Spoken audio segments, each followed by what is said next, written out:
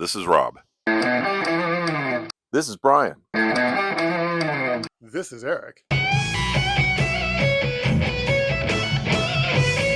Now, you were asking questions about shoot 'em up, Eric. We did some cool stuff. Weren't we talking about the finger exploding? What was being used to do that? We were talking about the whole thing with the pyro guy was telling you to use steric acid. Yeah, the special effects guy, and I want to say his name was Tony, but I can't remember his last name. Yeah, we went up into his trailer because he was going to squib the finger and he was going to squib the guy's earlobe. So the question came up, how do you want us to build these things? And I think maybe we were originally thinking that gelatin, but he was like, gelatin for the low or weak charge is going to be a small squib charge, just enough to not blow the guy's eardrum out, even though we totally protected him with an earplug. Flattened his ear, did an earplug. We put a piece of leather over his ear, and I want to say we put a piece of plastic over that, or metal. It might have even been a thin piece of metal. And then we put the prosthetic over that.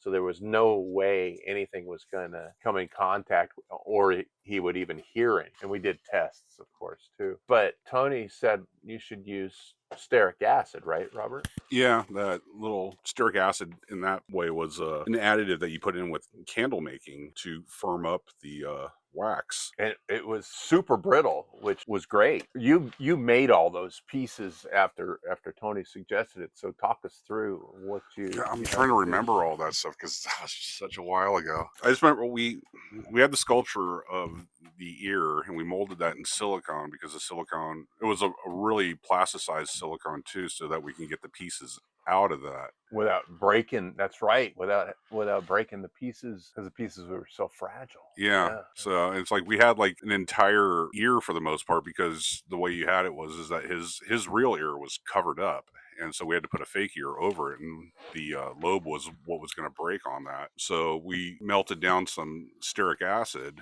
and ran some tests with it. And I don't know if we mixed any wax with it or anything like that, or if it was just straight out steric acid, but I know that we tinted it, ran multiple pieces. And I think we gave a few to the effects guy, and he blew some of them up and thought they were great. And, once it passed the test of being able to detonate and do the things we wanted, because we had to hollow them out. They had to be hollow too.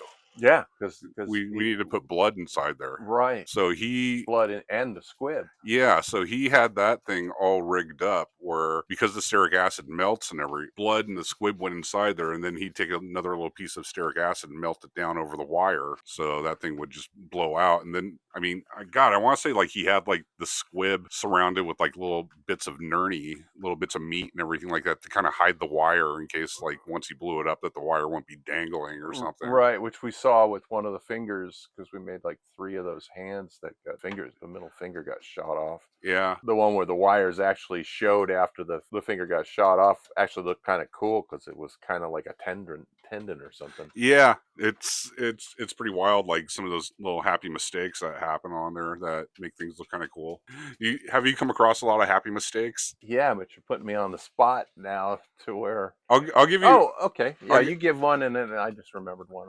I'll give you a really good example of one. So we're doing Hatchet, the first Hatchet movie, and we're doing the Doug Shapiro kill, which was Joel Murray. Joel Murray was the one who was getting killed in that. So, and the whole thing was like his head was getting twisted around and then ultimately popped off. Once the head pops off, then it's going to geyser blood and everything, and the body falls out of frame. End of story. What ended up happening is that we did a few takes on it, and I had I had the extinguisher filled with blood, and the first 2 takes, it came off and it was fine. Everything was cool. And then Adam wanted to do another one, and I was really low on compressed blood. And so we popped the head off, blood shot, and then air shot out of it. Just a bunch of air. The thing that looked really cool was it looked like his breath gasping out of the neck hole.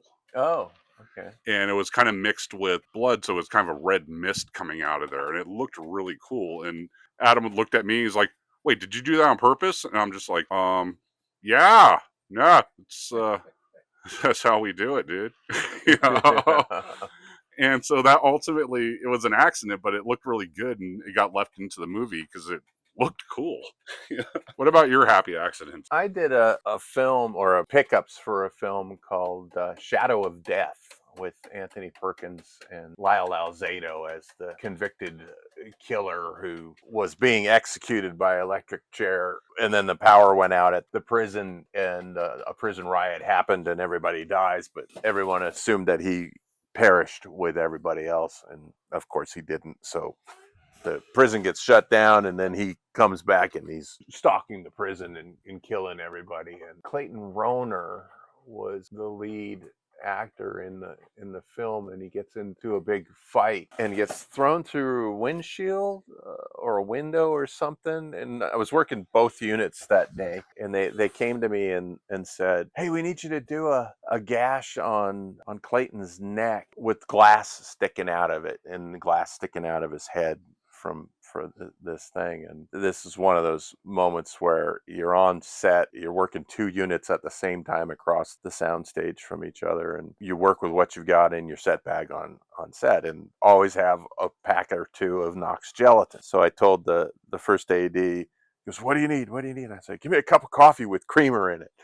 I go, we're working. And I said, I need it for the effect. And so he goes and he comes back with it. And I put the Knox gelatin into the coffee and the creamer to activate the gelatin and make and this is years and decades before skin or third degree or skin tight or any of that type of stuff. So I'm using the gelatin to sculpt the scars and stuff, and we're putting the candy glass in it. And for the gash on his neck, I did the gash, opened it up, packed gel blood and blood into it, and glued in a piece of the candy glass. And when he falls into frame, so it's a super close-up, he falls into frame and kicks his head back, and the tension that motion put on his skin of his neck put tension on the gelatin gash, and it gushed the gel blood and the blood out. It squeezed it out instead of it just like drizzling out or whatever. It squeezed it out, and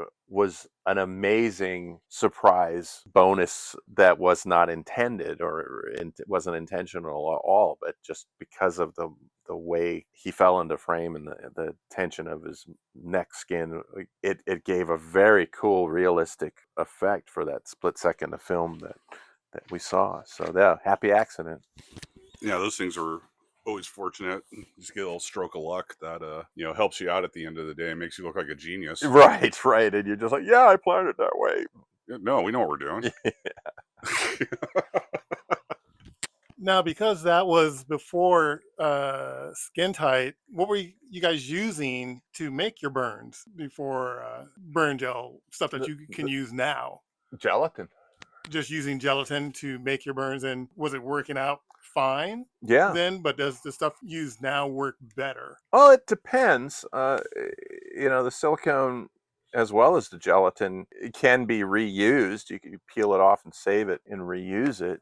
So I guess it would just kind of depend on what you're using it for. If you're like doing like Freddy Krueger, then obviously you need sculpted appliances, foam ran, and everything needs to look the same. But if you're doing things just for a couple shots or something that's got to be done in one day, then it'd probably be like an out of the kit gelatin, like you're talking about, right? Yeah, unless it's something that shoots in rain or in water, a person falling in the swimming pool or getting their head dunked into a sink or something. Known as the last shot of the day. Yeah, because that'll start breaking down. The gelatin will start breaking down if it's in contact with water too long. Oh my God, it's just, you're triggering all these stories in my head where you have to have this conversation with production about, what you can do with certain things when it comes to elements like rain and water and everything and whatnot, and have to explain to them that, okay, well, once this goes in the water, it's done. Yeah. If you want it for another shot, we got to reapply it. We got to get it all ready to go. So it's going to take a couple hours for whatever it's going to be. Or we need a whole different one. Yeah.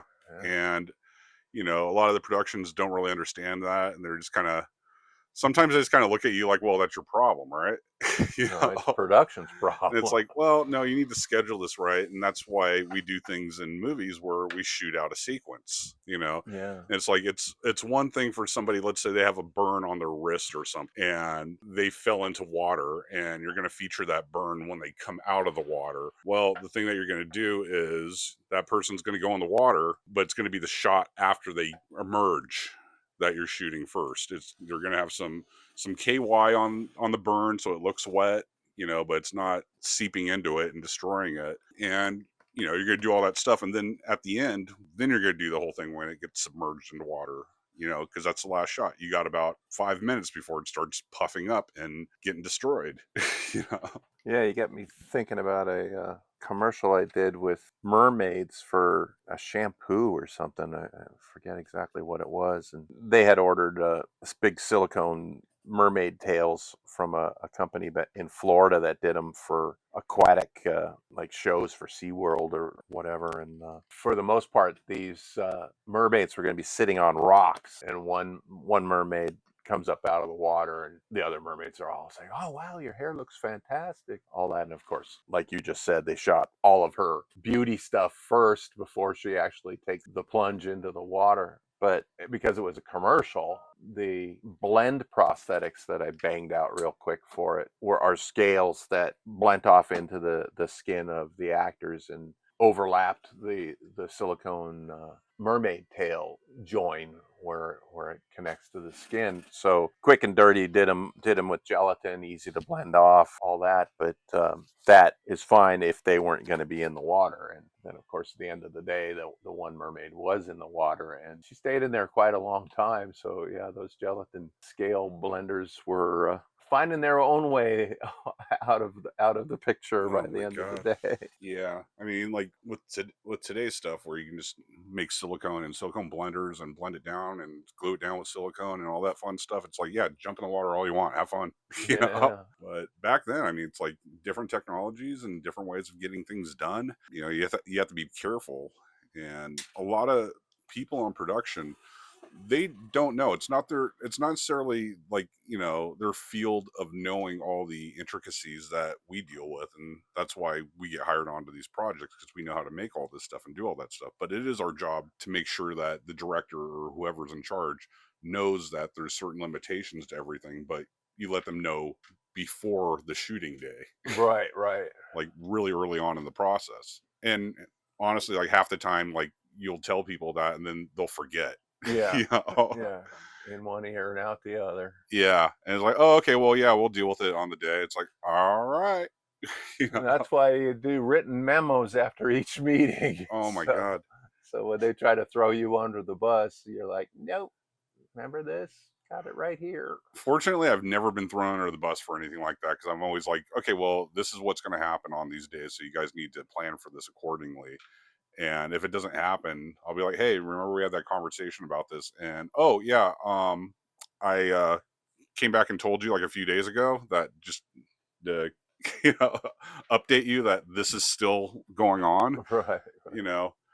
And they'll be like, oh yeah, I forgot. Okay. And then, they either do it the way that they want to do it or do it the way it's supposed to be done. But either way, it's kind of like out of your hands at that point in time. You have to just kind of be prepared to go and fix whatever's gotten destroyed at that point in time. But they know that, you need that amount of time to go and get that done in.